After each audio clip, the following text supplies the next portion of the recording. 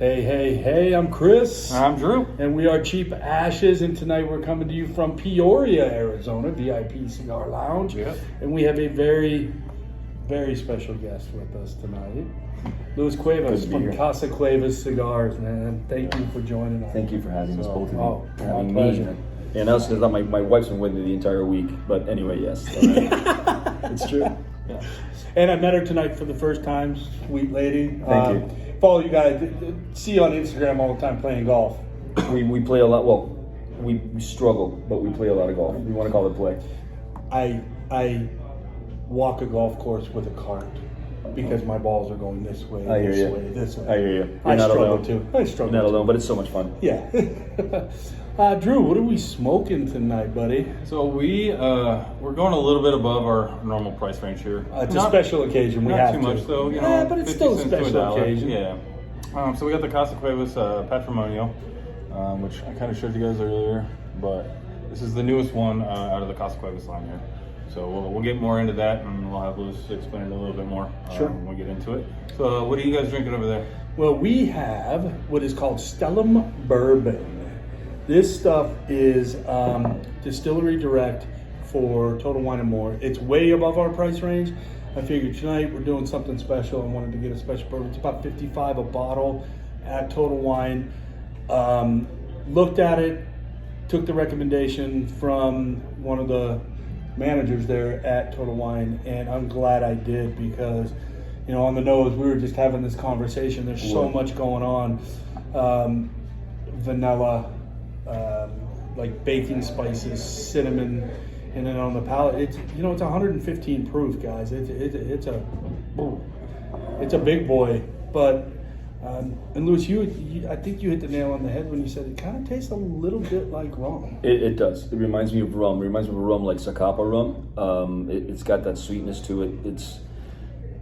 It's so smooth. It's scary smooth. And at a 115 proof, yeah, I think you get in trouble. That's dangerous. Yeah, you get in trouble. It's dangerous. And you know, I think even over maybe a large rock, we're drinking it neat here. We want to get the full flavor, full effect. I think it might open up even a little bit more once you get a little water in I agree.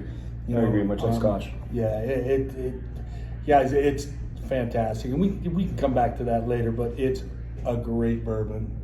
And it's not going to really break the bank. No, $55. That's not bad for a high-end bourbon like this with that proof. And you know, I'd feel comfortable paying that. I mean, it certainly tastes like it. So yeah, it's terrific. It's really, really delicious. What are you drinking, Drew? So we are doing something different now, mainly because I stopped drinking. So I am doing the non-alcoholic. So we have a butterscotch root beer called Dang That's Good. And dang, that's good. I took a swig of that. Absolutely that thing delicious. is ridiculous. It is coming out of Milwaukee. So they don't just make good beer in Milwaukee. They make good root beer as well. Good root beer, yeah. You know. So Hey, definitely it's got some nice, butterscotch notes too, but it doesn't overtake the root beer flavor. Still tastes like root beer. Tastes like you threw some butterscotch flavoring in there. So, cool. Yeah. Real good. Real good. Cool. So we'll get more into that as well. Why don't we just jump into it and tell us a little bit about Casa Cuevas and what it is and how it is and where it came from. Sure. The brand itself has been around for 4 years. It's 4 years in April, so 4 years in a few months. The factory that we have for over 30 started in '83. My dad and my uncle.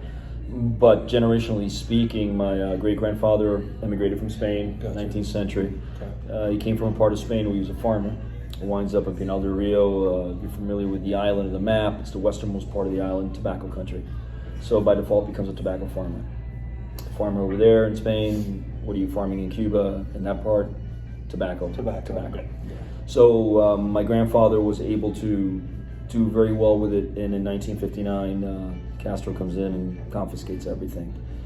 And we wound up in Spain in 1970, and about 9 months later, still in December, we wound up in the United States. Oh, nice. So it took a while to get out. I was born in '66, so I was 4 when I left Cuba. I turned 5 in Spain, and then we wound up in Miami. My father started a different business, and in the '80s, one of his brothers and he decided to open up a factory in the Dominican Republic, and they did so. And you know, I was always growing up in tobacco. In '83, I was a junior in high school. My senior year, my summers would be spent with my uncle My dad still had a business back in the States, so he was minding that. And it was just a phenomenal time. And as time progressed and the boom hit, so the factory made a lot of cigars for a lot of other people, pretty cool brands, Dunhill, the Toranos, Villiger. Oh, wow. Who else? Peterson of Dublin. I mean, I can go on and on. It was a really cool time. The very first Gurkhas were made there. So it was a neat time. They grew it, and in 2009, when my uncle was no longer part of the business, didn't want to be there any longer, my dad and I partnered up and essentially kept the factory going.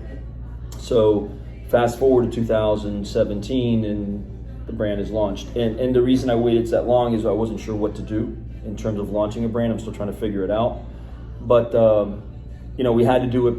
Not getting geeky, because the FDA essentially mandated by 2016 that you had to, or else you couldn't. Right. That hasn't happened, thank God, hasn't materialized, but at that time we were afraid of that. So anyway, we did it, and 4 years later, here I am, and it's been a really good ride, and it's nice to at least. I was telling a gentleman outside today, at least folks will come in and say, "I've never smoked your cigar, but I've heard of the brand." And that already is such a step in the right direction, So little by little, we're getting there, some exposure, and it's fun. It's a lot of fun. I mean, it's. And you guys have a pretty good, strong social media presence as well. We do. And it's nice to see. It's nice to see Alec in those pictures with you and your dad. That was just this past week. The three of you. You took that one picture. Yeah. I think you guys were in a curing barn, if I'm not mistaken. Yeah, well, that picture was taken right before COVID. Okay. So it's a picture that was posted, and I got to give credit, by the way, to Creativus Group, who handles our social media. Yeah. But yes, the idea that my father runs the factory, that my son helps me with the brand, and he's my essentially director of operations. Right. So he's an integral part of the company. How cool is it that I work with my kid?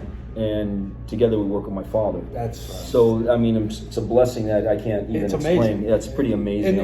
And I don't have as close of a working relationship with my daughter, but my daughter teaches at the same school I do. That's pretty amazing. So it's kind of cool. That's cool. I know exactly where you're coming from with that, and that family bond. You keep it. For you, it's all about the family business. Yeah. For 100%. us, it's about the family brand. We are teachers, all of us, and so it's just neat to pass that along to your children. I agree, that Chris. passion and that love of what you do, being able to pass along to your children. Yeah. And your children pick up that passion, because not all of them do. Well, case in point, I mean, my daughter will not come near a cigar. She just won't. She hates Right. it. And they're a year and 18 days apart, so she's certainly old enough to be able to smoke. She just absolutely hates it. Mm-hmm. So yeah, she'll never be a part of it, and never's a big word. But for the time being, she just has no interest in it. Right. So, meanwhile, my wife smokes. So, go figure. Yeah, it's true. Yeah. Thank God for that. So how fortunate am I? She golfs with me, and she smokes with me. What? Winner.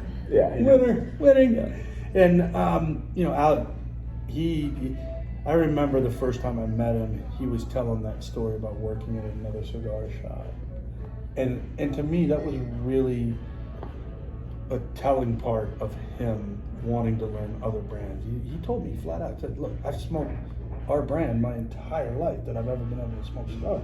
I wanted to learn about other things." And I'm thinking to myself, God, this kid's a genius already, because he's looking at the competition and seeing and being able to compare your cigar to everybody else. And it was almost happenstance that he was working at one of the largest retailers in Miami, Florida. So, I mean, they carry, when I say everything, I mean everything. Right. And he happened to be working there, and they would instill in them the idea, it wasn't obligatory, we'd like you to smoke through everything that Perdomo has and everything that Fuentes has. And so the idea was to try everything, so when a customer would come in, You know what you're talking about. correct, the customer would say, normally smoke this, and you say, hey, you always get that. Let me give you this, it's in your wheelhouse, in your flavor profile.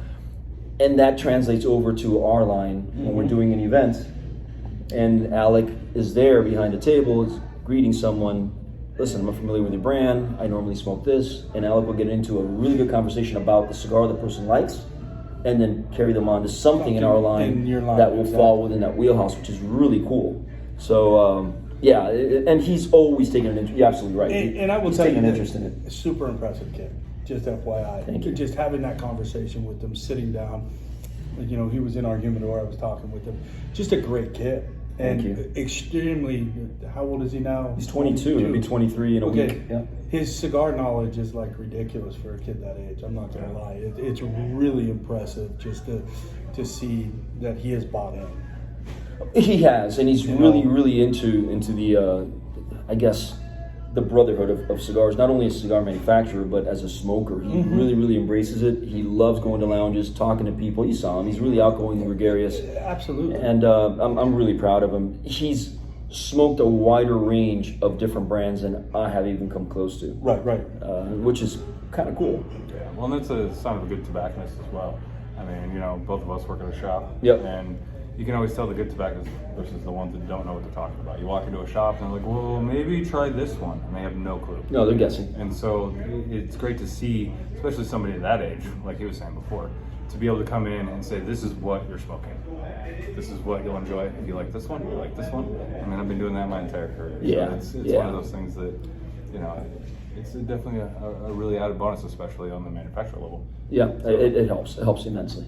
And I think it's kind of cool, and correct me if I'm wrong, but I feel like with him smoking that wide range of cigars, you lean on him sometimes for different suggestions on things. Oh, my dad, truth be told, when we're blending even Patrimonio, the new one today, the ultimate arbiter there was Alec.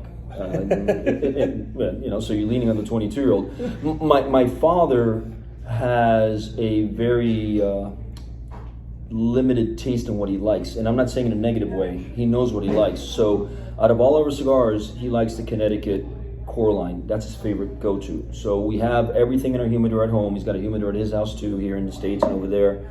And you go to his house, he comes to mine, and he goes, I'll grab a Connecticut. Like, rarely does it stray from anything that's in our line. Sometimes I'll have other stuff, and he'll still go, hey, do they have a Connecticut in the line? That's what he likes. Right. Whereas Alec is more apt to try different things. And it's worked out well. So when we were deciding finally on the blend, and this is different from anything else we've had before, Alec ultimately was the decider there, kind of like the tiebreaker guy. Yeah. So this is a perfect segue for you to talk about this cigar. Okay, I will. We've had over the course of the 4 years a couple of different launches, but they've been essentially Connecticut, Maduro from San Andres, and an Habano wrapper from Ecuador.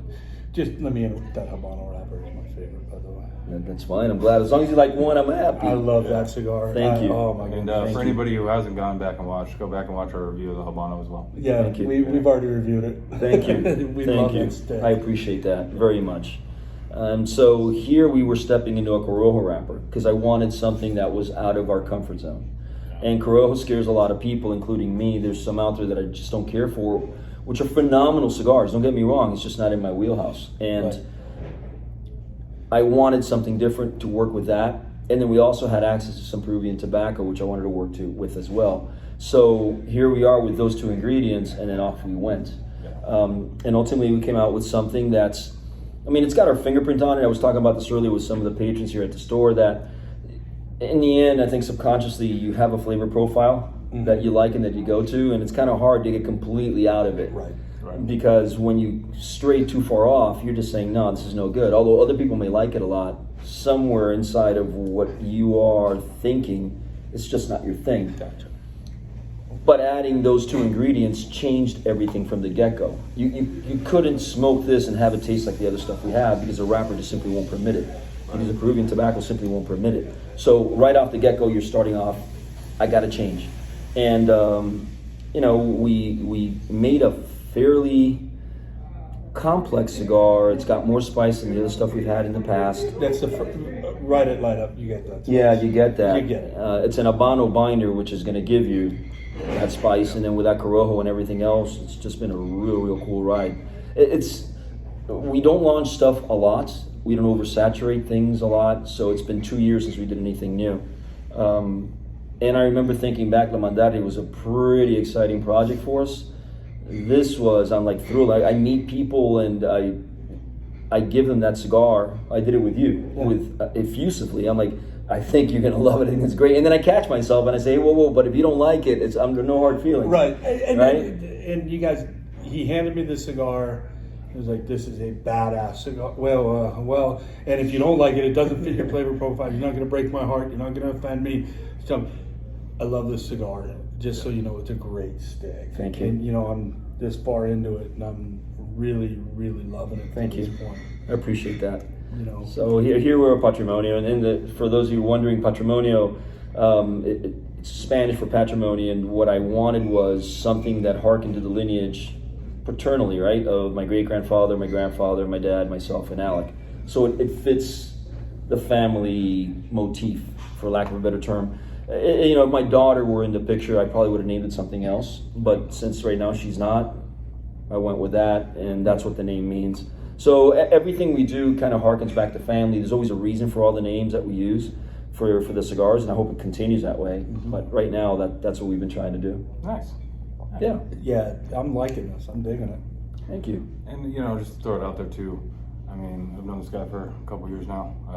One of my favorite stories in the cigar industry, hands down, all across the board. I don't ever get tired of hearing the story about the family and just how it comes about, mm-hmm. and the passion behind it, and the people that he's got working with him too. I mean, you got Brandon Wells, cigar mechanic out here in Arizona, and the west out here, and Colorado, and all those places. So it's family when it comes down to it. You can see instantly as soon as you interact with anybody, whether you're at a trade show, you're out in the field, whatever. It's just instant passion and just total family. I appreciate that very much. And it's super easy to talk to. You really are. You're approachable, easy to talk to, and you don't always get that with I've heard that. I don't. I always say that it's really difficult to not be nice. I think it's so much easier to be nice. Yeah. So if you're just yourself, and I really mean that, I just think being polite is simple. Right. Being a bit of a jerk, I think you have to work at it. So it's just a matter of... Yeah, you're right. I think you're absolutely really, it takes right. that extra energy to be a jerk. Like, I got to go my way to dislike this person to be a jerk. I mean, I don't know. It comes really, really easy. Well, what they say, it takes half the muscles in your face to smile. Yeah, I've heard. That's a great point, Chris. So, you choose to be happy. Mm-hmm. And it's a choice that we can make. We've all had our... ups and downs, and I feel like when you meet like-minded people that are happy and joyful, you just kind of gravitate to them. And it's really, it was so easy talking to you and Alec when you came into the shop that one time, and I was just like, wow, this guy's a manufacturer. I wouldn't, if I didn't know who you were, I would have never known that you were a manufacturer, and that's a compliment to you. I appreciate that. Because you were just another everyday dude sitting at a cigar bar talking with patrons. And I think sometimes people can get away from that and realize, I kind of think I might just be an everyday average guy talking with cigar guys, because that's what I do. I just happen to make what I'm talking about. Correct. That's all. That's all. And it's fun. And again, going back to the social media presence, seeing you and your wife always on the golf course, seeing you and the family, going back to that family piece, it's huge with you guys. It really, really is. And, as a, retailer, I told Drew this, and we've said it online, it's easy to push your cigars. It's very easy to sell your cigars. One, they're very good. They have a great price point. They fit in our cheap ashes budget. But two, knowing the story behind it and meeting your family, that makes it even easier, and it kind of makes you want to, do it for the good guys. Thank you. You know what I mean? It's just, you want good people to be successful. Okay. And that's kind of where I go with this. I feel you. And it's really, appreciate that. And after people have had your cigars, it's an easy sell after that. Thank you. So you're doing great things with these, and I can't even express enough how much I enjoy your cigars, but more having you on right now. Thank you. This is super cool for us. Thank you. And by the way, the cool thing is that you guys are having me on. It doesn't get lost on me that you have a lot of choices. So thank you. Absolutely. Thank you very much. For this for a while. Yeah, we have been. We heard you were coming out in September. We're like, yes. Thank you. Please make it happen. Please make it happen.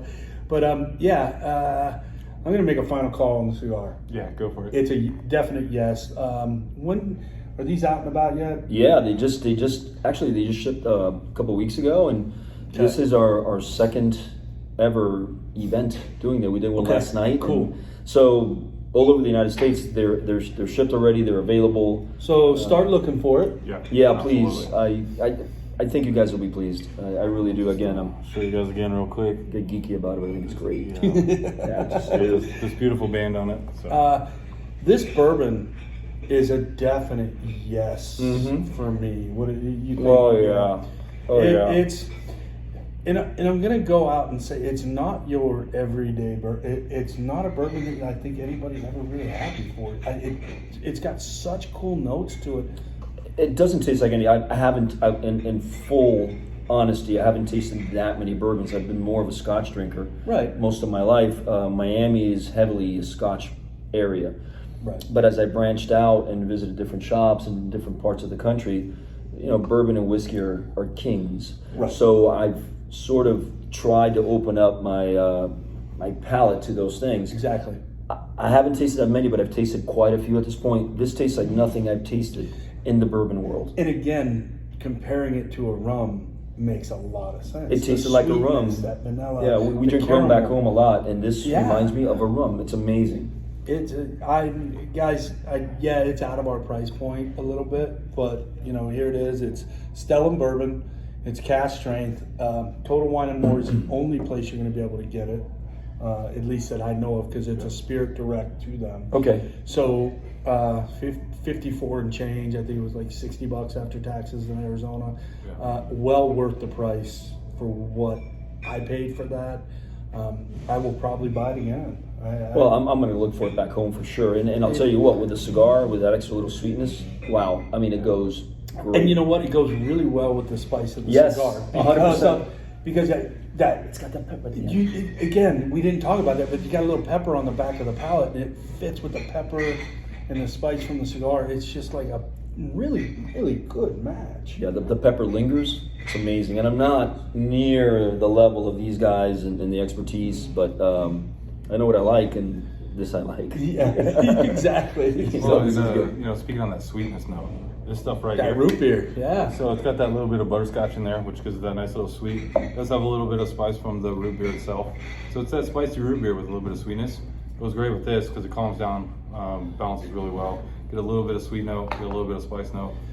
What I like about that though, and I took a swig of it before we came on, the butterscotch mellows out that bite that root beer has. Yeah, that's what I'm saying. So and the lighter's out of fluid. Yeah, that's okay, of course. So, again, thank you. Yeah. Greatly appreciate Thank your you both. time. I mean, honestly, you didn't have to do this for us, and we do. You didn't have to really invite me on. appreciate it. You didn't have to invite me on, so thank you. Absolutely. Thank you so much. It's our pleasure. And again, like, subscribe, smash the bell. Yeah, follow us on Instagram, cheap_ashes.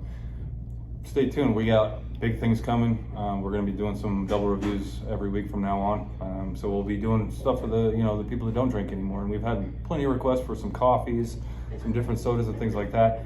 So definitely going to dive deep into that. And contrary to popular belief, I do drink coffee and non-alcoholic. So I will be joining in on that as well. I'm not just, I'm not the lush everybody thinks I am. Only on the channel. Yeah. So thanks, guys. We will see you guys next week. See you next week. Bye, everyone.